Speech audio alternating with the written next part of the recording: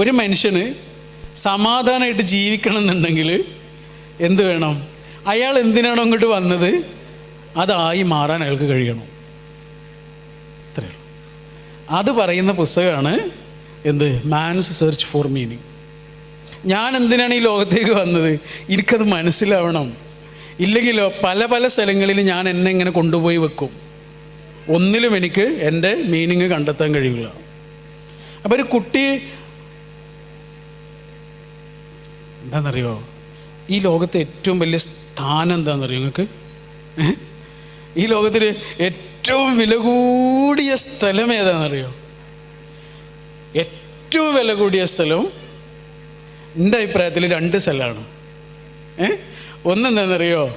വേറെ ഒരാളുടെ പ്രാർത്ഥനയിൽ നമ്മൾക്കുള്ള സ്ഥലം. പൈസ കൊടുത്താൽ കിട്ടുമോ? വേറൊരാളുടെ ആത്മാർത്ഥമായ പ്രാർത്ഥനയിൽ നമ്മൾക്കുള്ള സ്ഥലം. പിന്നൊരു സ്ഥലം ഏതാണെന്നറിയോ? ഒരു കുട്ടിയുടെ മനസ്സിൽ നമ്മൾക്കുള്ള സ്ഥാനം. നമ്മൾ പറയുന്ന ഒരു കാര്യം അതിന് വാല്യൂ ചെയ്യുന്ന ഒരു കുട്ടി ഈ ലോകത്തുണ്ട് എങ്കിൽ ഈ ഭൂമിയിൽ കിട്ടാവുന്ന ഏറ്റവും വലിയ സ്ഥലമാണത്. കാരണം അത്രയും വലിയൊരു സ്ഥാനമാണത്, പ്രിവിലേജാണത്. അവർ പാരൻ്റ് ആവുക എന്ന് പറഞ്ഞാലുള്ളൊരു ഭയങ്കര ഒരു സംഭവം ആലോചിച്ച് നോക്കുക നിങ്ങൾ. എന്താണ്? ഒരു ചെറിയ കുഞ്ഞാകുമ്പോൾ തുടങ്ങേണ്ടതാണ് അല്ലേ? ഒരു സമയം കഴിഞ്ഞാൽ പിന്നെ നമ്മളെ കയ്യിൽ കിട്ടില്ല. അയാളൊരു ഇൻഡിവിജ്വലായിട്ട് മാറും. അയാൾക്ക് അയാളുടേതായ ഇഷ്ടങ്ങളുണ്ടാവും, അയാൾക്ക് അയാളുടേതായ തീരുമാനങ്ങളുണ്ടാവും. അയാൾ പോയി പിന്നെ അയാൾ ഇൻഡിവിജ്വലായി. നമ്മളെ കുട്ടിയാണെന്നൊക്കെ നമ്മൾ പറയുമെങ്കിലും അയാൾ ഇൻഡിവിജ്വലായി. ശരി, കുഞ്ഞിനെ കുറിച്ചാണ് ഞാൻ പറയണത്. ഒരു ചെറിയ കുഞ്ഞില്ലേ, ആ കുഞ്ഞ് നമ്മൾ പറഞ്ഞു കൊടുക്കുന്ന കാര്യങ്ങൾക്ക് ആ കുഞ്ഞ് വാല്യൂ ചെയ്യുന്നുണ്ട് എങ്കിൽ, അങ്ങനെ ഒരു സ്ഥാനം നമുക്കുണ്ട് എങ്കിൽ അത് ഭയങ്കര സംഭവമായിരിക്കും. അങ്ങനെ പുള്ളി ആ പുസ്തകം എഴുതിയിട്ട് ആ പുസ്തകത്തിലൂടെ എത്തിച്ചേർന്നൊരു കാര്യം ഇതാണ്: ഒരു മനുഷ്യന് ഈ ലോകത്ത് എന്തിനാണോ വന്നത് അത് അയാൾ തിരിച്ചറിയുക എന്നുള്ളതും അയാൾക്കതായി മാറാനുള്ള അവസരം ഉണ്ടാവുക എന്നുള്ളതുമാണ് കിട്ടാവുന്ന ഏറ്റവും വലിയ സംഗതി. ഈ ഭൂമിയിൽ കിട്ടാവുന്ന ഏറ്റവും വലിയ സംഗതി. പലപ്പോഴും അതായി മാറുന്നതിന് തടസ്സമായി നിൽക്കാറുള്ളത് ആരാണ്? പാരൻസാണ്. ഇപ്പം ഞാൻ ഈ പ്രോഗ്രാമിലേക്ക് വരുന്നതിന് മുമ്പ് വേറൊരു പ്രോഗ്രാമിൽ പോയിരുന്നു. അവിടെ ഒരു പ്രോഗ്രാം കഴിഞ്ഞിട്ടൊരു 1, 2, 4, 5 കുട്ടികൾ നമ്മളെടുത്ത് വന്നു. എന്നിട്ട് ആ 5 കുട്ടികളും പറയുന്നത് ആ കുട്ടിക്ക് ഒട്ടും ഇഷ്ടമില്ലാത്തൊരു കാര്യമാണ് ആ കുട്ടിയെ കൊണ്ട് ചെയ്യിച്ചുകൊണ്ടിരിക്കുന്നത്. ഒട്ടും ഇഷ്ടമല്ലാത്തൊരു കാര്യം ആ കുട്ടി അതിനുവേണ്ടി നിർബന്ധിക്കപ്പെടുകയാണ്. നിങ്ങൾ ആലോചിച്ചു, ആ കുട്ടിക്ക് എന്തെങ്കിലും അതിൽ ഹാപ്പിനെസ് കണ്ടെത്താൻ കഴിയുമോ? മനുഷ്യന് ഏറ്റവും വില കൂടിയ സംഭവം എന്താ? ഹാപ്പിനെസ്സാണ്, പീസാണ്, ഉള്ളിൽ അനുഭവിക്കുന്നൊരു സമാധാനമാണ്. അതിനെന്ത് വേണം? എനിക്ക് ഞാനാകാൻ പറ്റണം, എനിക്ക് ഞാനായിത്തീരാനും പറ്റണം. അതിന് മക്കളെ അനുവദിക്കുക എന്നുള്ളതാണ് ആ കുട്ടികളോട് ചെയ്യാവുന്ന ഏറ്റവും വലിയ കാര്യം. അതിനെന്ത് വേണം? ഇന്നിപ്പോൾ അതൊക്കെ തിരിച്ചറിയാനൊക്കെ ഉള്ള മാർഗ്ഗം ഒരുപാട്. ഒരു കുട്ടിയുടെ ടേസ്റ്റ് എന്താണ്, ആ കുട്ടിയുടെ ഓരോ കുട്ടിക്കുള്ള എന്താണ് പറയുക, കഴിവുകൾ എന്താണ്, അയാളെ ഇൻട്രസ്റ്റ് എന്താണ്, അയാൾ ഏത് മേഖലയിൽ ശോഭിക്കാൻ സാധ്യതയുള്ള ആളാണ്, ഇതൊക്കെ നേരത്തെ തിരിച്ചറിയാനുള്ള മാർഗ്ഗങ്ങളൊക്കെ ഉള്ളൊരു കാലമാണ്. അപ്പോൾ നമ്മളെ മക്കൾക്ക് ഏറ്റവും പ്രാധാന്യം കൊടുക്കേണ്ടത് അവരുടെ ഉള്ളിൽ അനുഭവിക്കുന്നൊരു സമാധാനത്തിനാണ്. അവർ കാലാകാലം അതനുഭവിക്കട്ടെ. അതിനവരെന്താണോ ആയിത്തീരേണ്ടത് അതായിത്തീരട്ടെ. എനിക്ക് തോന്നുന്നു ഇവിടെ അതാണ് ചെയ്തുകൊണ്ടിരിക്കുന്നത്. നിങ്ങളുടെ കയ്യിലേക്ക് കിട്ടുന്നത് ഒരു ഇൻഡിവിജ്വലിനെയാണ് അല്ലേ? ഇപ്പം നമ്മുടെ കുട്ടിയെടുക്കും, ഇപ്പോൾ ആൾ നമ്മുടെ കുട്ടിയാണ്. പക്ഷേ അയാൾ നമ്മളെ കുട്ടി മാത്രമല്ലല്ലോ, അയാൾ ഏതോ ഒരാളുടെ ഇണയോ തുണയോ ആണ്, ഏതോ മക്കളുടെ രക്ഷിതാവാകേണ്ട ആളാണ്, എത്രയോ ആൾക്കാരുടെ സുഹൃത്താവേണ്ട ആളാണ്, എത്രയോ മനുഷ്യരെ പരിചയപ്പെടേണ്ട ആളാണ്, ജീവിതത്തിൽ ഏതൊക്കെയോ മേഖലയിൽ എത്തേണ്ട ഒരാളാണ് നമ്മളിങ്ങനെ മോൾഡ് ചെയ്തുകൊണ്ടിരിക്കുന്നത്. അതാണ് ഈ പുസ്തകവും പറയണത്. മാൻ സെർച്ച് ഫോർ മീനിങ് എന്നുള്ള പുസ്തകത്തിൽ പറയുന്നത് ഇതാണ്. അപ്പം ഞാൻ ആ ആമുഖം പറഞ്ഞത് എന്താണെന്ന് വെച്ചാൽ, ഇനി എനിക്ക് വേണ്ടത് നിങ്ങളുടെ അടുത്തുള്ള കുറച്ച് ചോദ്യങ്ങളാണ് എനിക്ക് വേണ്ടത്. അപ്പോഴാണ് നിങ്ങൾക്ക് എന്താണ് ആവശ്യം എന്ന് എനിക്ക് മനസ്സിലാവുക. എന്നിട്ട് ഞാൻ അങ്ങനെ സംസാരിക്കാമെന്ന് ശരി, പ്രസംഗം ഒഴിവാക്കാൻ വേണ്ടിയിട്ടാണ്. വീണോയോ? ഈ അറ്റത്ത് നിന്നാൽ ഇങ്ങനെ ഒരു പ്രശ്നമുണ്ട്. അറ്റത്ത് നിൽക്കുക എന്നുള്ളതിന് എന്താ പറയുകയെന്നറിയോ? അറബിയിൽ തത്തറുഫ് എന്നാ പറയുക. ഇതൊക്കെയല്ലേ അറബി ഭാഷയിൽ അറ്റത്ത് നിൽക്കുക എന്നുള്ളതിന് തത്തറുഫ് എന്നാ പറയുക. ഈ തത്തറുഫ് എന്നുള്ളതിന് വേറൊരു അർത്ഥമുണ്ട്. എന്താണെന്നറിയോ? തീവ്രവാദം. തീവ്രവാദം എന്ന് പറഞ്ഞാൽ ശരിക്കും എന്താണ്? ഒരാൾ അറ്റത്ത് പോയി നിൽക്കലാണ്. പിന്നെന്താ ഉള്ളത്? പിന്നെ ആകെ ഒരു കാര്യമുള്ളൂ, വീഴൽ മാത്രമേ ഉള്ളൂ.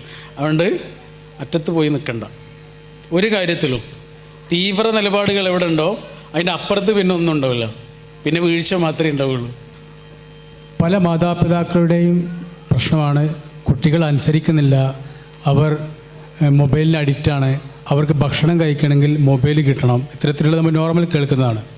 അപ്പോൾ സാറിന് ഇത്രയും കൂടുതൽ പേരൻസിന് ചോദിക്കേണ്ട ചോദ്യം ഒരു പക്ഷേ ആവാം, പക്ഷേ അതിനൊരു കറക്റ്റായിട്ടുള്ളൊരു മറുപടി നമ്മളെല്ലാവരും പ്രതീക്ഷിക്കുന്നുണ്ട്.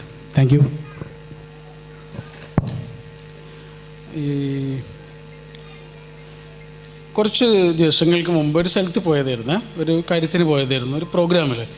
അങ്ങനെ ഇതേപോലെ പരിപാടിയൊക്കെ കഴിഞ്ഞിട്ട് പുറത്തിറങ്ങിയ സമയത്ത് അവിടെ നല്ല കാർപ്പറ്റ് വിരിച്ചൊരു സ്ഥലമുണ്ട്. ആ സ്ഥലത്തൂടെ ഇങ്ങനെ നടന്നു പോകുമ്പോൾ അതിൻ്റെ ഒരു സൈഡിൽ ചവിട്ടിയ സമയത്ത് അവിടെ വലിയൊരു കുഴിയാണ്. ആ കുഴിയിൽ കാല് കുടുങ്ങിപ്പോയി.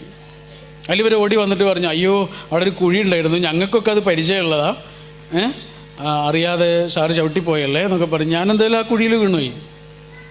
മുകളിൽ കണ്ടാൽ എന്താണ്? മുകളിൽ കണ്ടാൽ കാർപ്പറ്റ്, പക്ഷെ അടിയിലോ കുഴിയും. എനിക്ക് ഇവിടെ ഇരിക്കണ മുഴുവൻ രക്ഷിതാക്കളോടും പറയാനുള്ളത് ഈ ഒരു കുഴിയെക്കുറിച്ചാണ്. നമ്മുടെ മക്കളുടെ കയ്യിലേക്ക് അവർക്ക് സ്വന്തമായി മൊബൈൽ ഫോൺ യാതൊരു കാരണവശാലും കൊടുക്കാൻ പാടില്ല. അവരൊരു ഇൻഡിവിജ്വൽ ആകുന്നതിന് മുമ്പുള്ള കാര്യമാണ് പറയുന്നത് കേട്ടോ. ഇൻഡിവിജ്വൽ ആയതിനു ശേഷം നമ്മൾ കൊടുത്തില്ലെങ്കിലും അവർക്ക് കിട്ടിയിരിക്കും. അതിനെക്കുറിച്ചല്ല, നമ്മുടെ എന്താണ് നേരത്തെ പറഞ്ഞ നമ്മൾ പറഞ്ഞു കൊടുക്കുന്നതിന് വാല്യൂ ഉണ്ടാകുന്നൊരു പ്രായമുണ്ടല്ലോ, ആ പ്രായത്തിലുള്ള കുട്ടിക്ക് ഒരു കാരണവശാലും ഗെയിമൊക്കെ കളിക്കാൻ വേണ്ടി നമ്മുടെ ഫോൺ കുറച്ച് നേരം കൊടുക്കുന്നത് പോലെയല്ല, അവരുടേത് എന്ന് പറഞ്ഞിട്ടൊരു ഫോൺ കൊടുക്കലുണ്ടല്ലോ, അത് അവൻ്റെ ടാബാണ് എന്നൊക്കെ പറയുന്നത്. തീർത്തും അപകടകരമായൊരു കാര്യമായിരിക്കും അത്. ആ കുട്ടിയോട് ചെയ്യാവുന്ന ഏറ്റവും വലിയ ക്രൂരതയായിരിക്കും അത്. കാരണം കുട്ടി കാർപ്പറ്റാന്ന് വിചാരിച്ചിട്ടാണ് നടക്കുക, പക്ഷേ ആ കുട്ടിക്ക് കാർപ്പറ്റ് എന്ന് തെറ്റിദ്ധരിപ്പിക്കുന്ന പലതരത്തിലുള്ള സ്ഥലങ്ങളിലും കുഴികൾ ഒരുക്കി വെച്ച് കാത്തിരിക്കുന്ന വലിയൊരു നെറ്റ്വർക്ക് ഉണ്ട്. അത്രയും നെറ്റ്വർക്കുള്ള ഒരു സംഭവമാണ് ഈ കുട്ടിക്ക് നമ്മൾ ആ കുട്ടിയുടെ കയ്യിലേക്ക് കൊടുക്കുന്നത്. ഒരു കാരണവശാലും സ്വന്തം എന്ന് പറഞ്ഞിട്ട് ആ കുട്ടിക്ക് എല്ലാ സമയത്തും ഉപയോഗിക്കാവുന്ന വിധത്തിൽ ഫോൺ കൊടുക്കരുത്. നമ്മൾ കോവിഡിൻ്റെ ഒക്കെ സമയത്ത് സ്വാഭാവികമായിട്ടും അങ്ങനെ ആയിപ്പോയിരുന്നല്ലോ. കുട്ടികളുടെ ടാബ്, കുട്ടികളുടെ ഫോൺ എന്നൊക്കെ പറഞ്ഞ് നമ്മളും അങ്ങനെ വാങ്ങിക്കൊടുത്തിരുന്നു.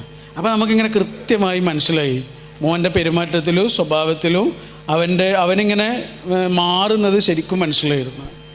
അവന് ഏറ്റവും ഇഷ്ടപ്പെട്ട ആൾ വീട്ടിലൊരു നമ്മുടെ ഉമ്മുമ്മയുണ്ട്, വല്യമ്മയാണ് അവൻ്റെ ഏറ്റവും വലിയ ഇഷ്ടമുള്ള ആൾ. വല്യമ്മയുടെ കൂടെ സമയം കളിച്ചും ഒക്കെ ചിലവഴിക്കുന്നതാണ് അവന് ഏറ്റവും ഇഷ്ടമുള്ള കാര്യം. അവനെ ഏറ്റവും കൂടുതൽ ഇങ്ങനെ ഡിറ്റാച്ച്ഡ് ആയത് വല്യമ്മയിൽ നിന്നായിരുന്നു. ഇത് നമ്മൾ തിരിച്ചറിയാൻ തുടങ്ങിയ ആ നിമിഷം അവൻ്റെ കയ്യിൽ നിന്ന് അത് വാങ്ങി വെക്കുന്നു. കുറച്ച് സങ്കടമൊക്കെ ഉണ്ടാവും, പക്ഷേ പിന്നെ അവന് മനസ്സിലാവും. പിന്നെ അവൻ തന്നെ നമ്മളോട് അവനെന്ന് പറഞ്ഞു ഇനിയൊരു കുഞ്ഞുണ്ടാവുകയാണെങ്കിൽ ഒരു കാരണവശാലും ആ കുട്ടിക്ക് ഫോൺ കൊടുക്കാൻ ഞാൻ സമ്മതിക്കില്ല. ഓൻ നമ്മളോട് പറയണം, ഓൻ രക്ഷിതാവായി മാറി. കാരണം ഓന് പല വീടുകളിലും ചെല്ലുമ്പോൾ അതിൻ്റെ ഒരു അപകടം ഇങ്ങനെ കാണുന്നുണ്ട്. അവിടെ അതേ പ്രായത്തിലുള്ള കുട്ടിയൊക്കെ ഉണ്ട്, പക്ഷേ അവനെ മൈൻഡ് ചെയ്യണമെന്നില്ല. അത് ഞങ്ങൾക്ക് നേരെ അനുഭവമൊക്കെ ഉണ്ടായി. അപ്പം അവൻ പറഞ്ഞതാണ്, ഒരച്ഛനും മോളും വലിയൊരു ഷോപ്പിംഗ് മാളിലേക്ക് പോയ ഒരു കഥയുണ്ട്. ഷോപ്പിംഗ് മാൾ ഇങ്ങനെ അതിൻ്റെ ഒരു ഫ്ലോറ് നിർമ്മിച്ചുകൊണ്ടിരിക്കണുള്ളൂ, അണ്ടർ ആണ് അതിൻ്റെ കൺസ്ട്രക്ഷൻ. അപ്പോൾ ആ സമയത്ത് ഇങ്ങനെ ആ കുഞ്ഞ് ഇടയ്ക്കിടയ്ക്ക് ആ കൺസ്ട്രക്ഷനിലേക്ക് ഇങ്ങനെ പോയിട്ട് നോക്കുന്നുണ്ട്. അവിടെ ചുറ്റുമതിലൊന്നുമില്ല, വീണ് പോകാനുള്ള സാധ്യതയുണ്ട്.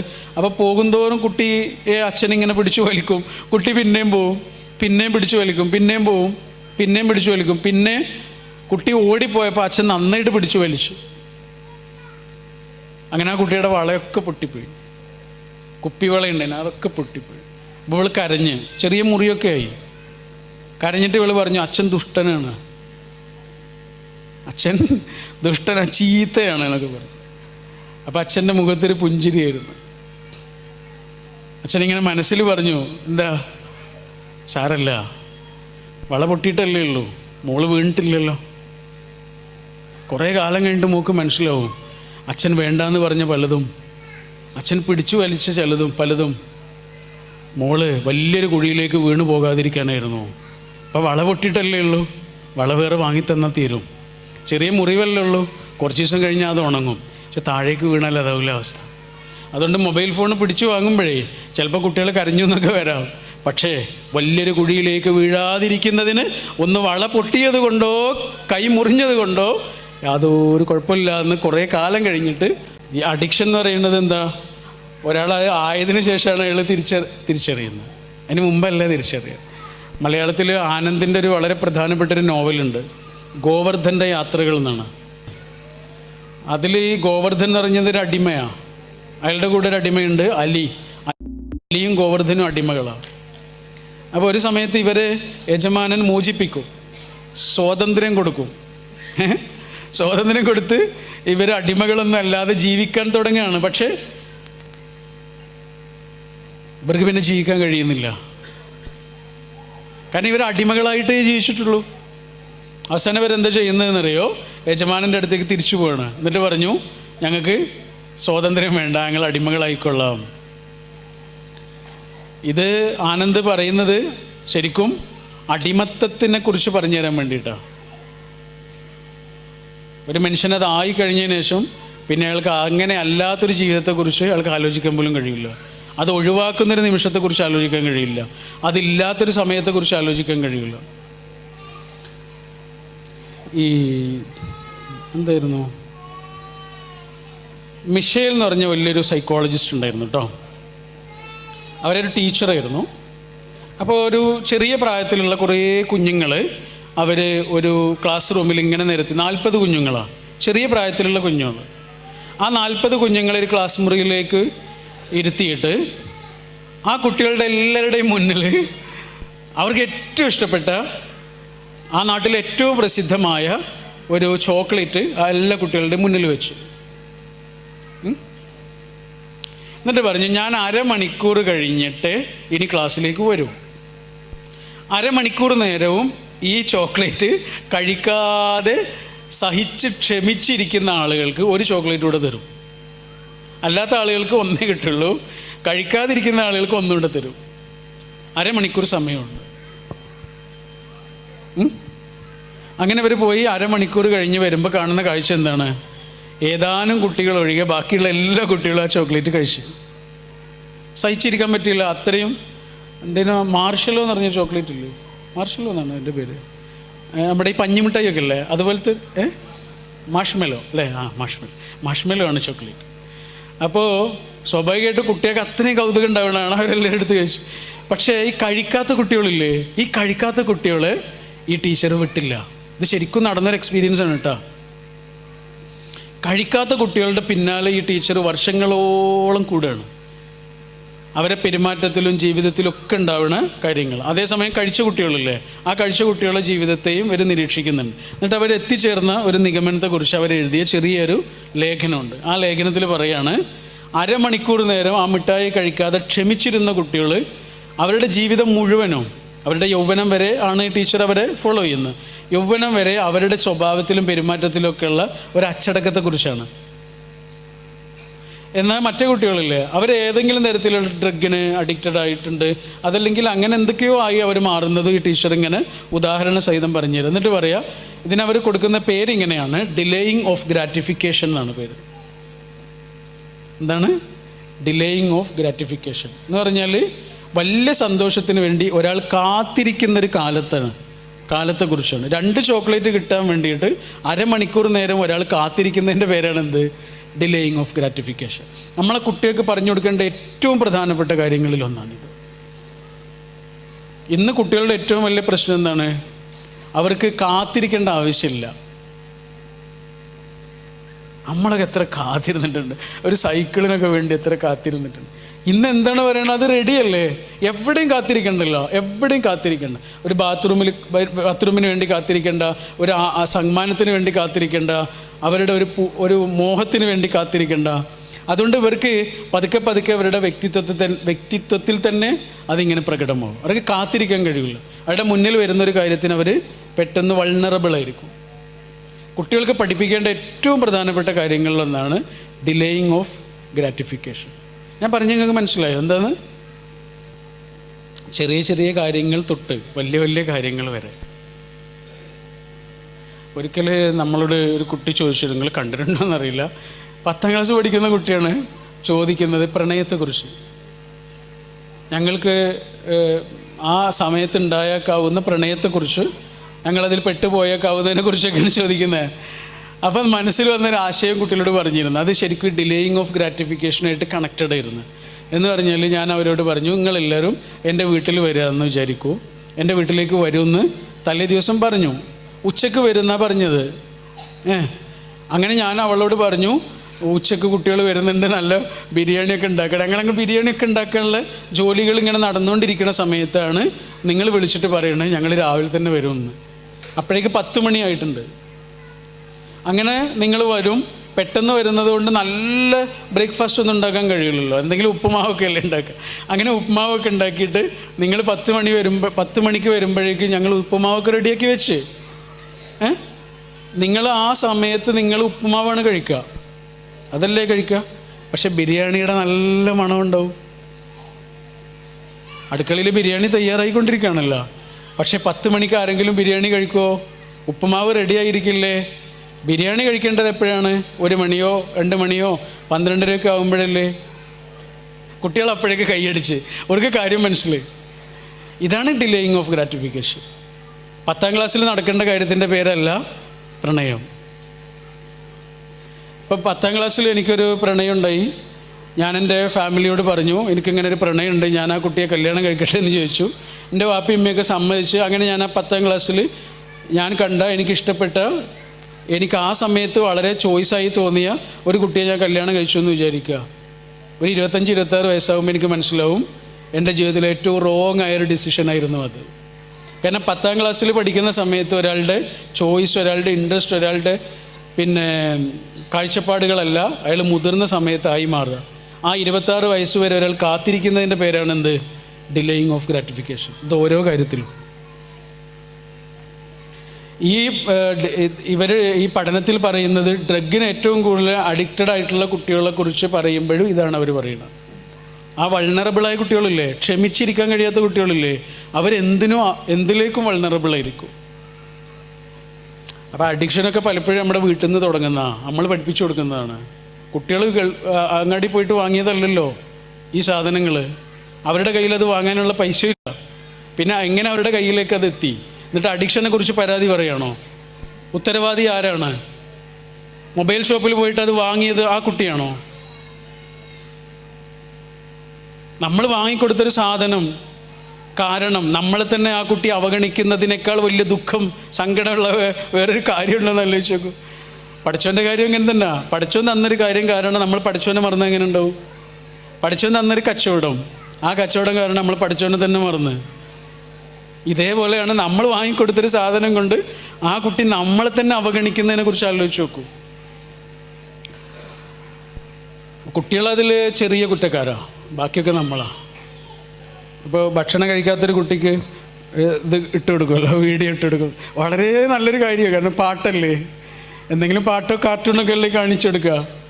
ഓക്കെ, കുട്ടി അത് കാണുകയാണ്. പിറ്റേ ദിവസവും കുട്ടി അത് കാണുകയാണ്, പിറ്റേ ദിവസം അത് കാണുകയാണ്. പിന്നെ കുട്ടിക്ക് ചോറ് വന്നു, പപ്പടം വന്നു, കറി വന്നു, മൊബൈൽ വന്നില്ല. അതുവരെ കുട്ടി കാത്തിരിക്കുകയാണ്. ഈ സാധനത്തിൻ്റെ ഒരു ശീലമായി മാറുകയാണ്. ഭക്ഷണം കിട്ടുന്നുണ്ടോ, അതിൻ്റെ കൂടെ ഇതും കിട്ടും എന്ന് വരുത്തിയത് ആരാണ്? ആ കുട്ടിയാണോ മുന്നിൽ കൊണ്ടുവന്ന് വെച്ചത്? പാരൻറ്റിങ് എന്ന് പറയുന്നത് ചെറിയ ഉത്തരവാദിത്തമല്ല. എന്തൊക്കെ ചെയ്യുന്നു എന്നുള്ളത് മാത്രമല്ല, എന്തൊക്കെ ചെയ്യാതിരിക്കുന്നു എന്നതിന് കൂടിയാണ് പാരൻറ്റിങ് എന്ന് പറയുക. നമ്മൾ ചോദിക്കുന്ന എല്ലാ സാധനങ്ങളും പഠിച്ചോൻ തരുന്നില്ലല്ലോ. ഈശ്വരൻ നമ്മൾ ചോദിക്കുന്ന എല്ലാം തരുമോ? ഈശ്വരനാണ് നമ്മൾ രക്ഷിതാവ് എന്ന് പറയുക അല്ലേ. ഈശ്വരൻ എന്ന വാക്കിൻ്റെ അർത്ഥം തന്നെ അതാ, ഐശ്വര്യം ചെയ്യുന്നവൻ എന്നാണ്, നിയന്ത്രിക്കുന്നവൻ, സൂപ്പർവൈസിങ് എന്നുള്ള അർത്ഥമാണ്. രക്ഷിതാവ് എന്നുള്ളതിന് നമ്മൾ ഈശ്വരനെ പേരാ പറയുക ശരിക്കും. അതാണ് രക്ഷിതാവ്. ആ രക്ഷിതാവ് എങ്ങനെയാ? നമ്മൾ ചോദിക്കുന്നതൊക്കെ തരാറുണ്ടോ? നമ്മൾ ആവശ്യപ്പെടുന്നതല്ല തരിക, നമുക്ക് ആവശ്യമുള്ളതാ തരിക. അതാണ് വ്യത്യാസം. ഇതാണൊരു രക്ഷിതാവിൻ്റെ ഏറ്റവും നല്ല രീതിയും.